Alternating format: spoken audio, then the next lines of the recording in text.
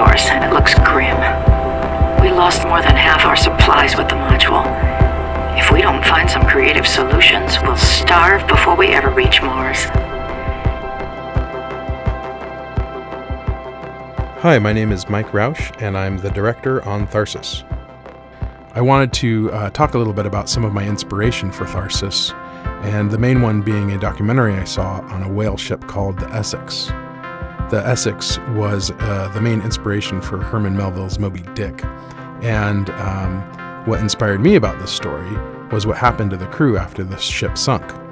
They essentially floated around the ocean for 90 days and had to use their fallen crewmates as a resource, so they essentially ended up cannibalizing them. The crew was eventually found in fetal positions sucking bone marrow out of the bones of their crewmate, and I immediately thought, wow, this would be such a cool story if this happened in space, and especially on maybe the first mission to Mars or something like that. Mars. My other point of inspiration was the Apollo 13 mission, which, if you remember, there was a catastrophic event, and they essentially had to get a square air scrubber filter to work in a round slot, and they had to use socks and toilet paper rolls or whatever to make that thing work.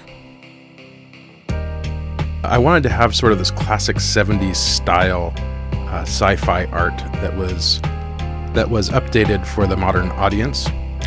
Our ship, the Ikitomi, which is our ship in Tharsis, got direct inspiration from shows like Space 1999 and UFO. But I wanted our ship to be a little more contemporary.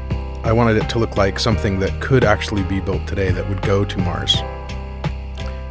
One thing I really liked about 70s TV sci-fi was they always had these really interesting wall graphics, and it's something I really wanted to bring into Tharsis.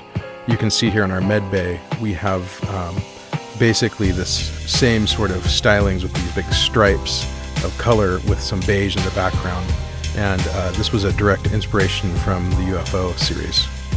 Of course, we can't forget Star Trek in the 60s and 70s sci-fi stylings. You can see our maintenance bay here is sort of a replica of the engine room from Star Trek. And one of the keys to a great look, a great classic sci-fi look, is to have very simple buttons that aren't really labeled, they're just colors.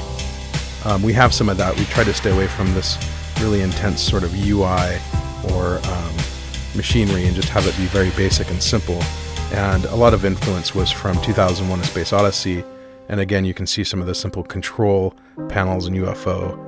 I basically used the main character from one of these shows, Ed Straker, as influence for one of the characters. You can see how it's sort of a feminized version, and I just really liked his face and I liked his cool style and all that, so we transferred that over. One of my favorite and most influential things of Tharsis was our color key, and I made this graphic a while back. It was directly influenced by a toy that I got for my daughter, which was this toy Glockenspiel, which I absolutely love the colors on, and so I basically ripped them off and put them into Tharsis.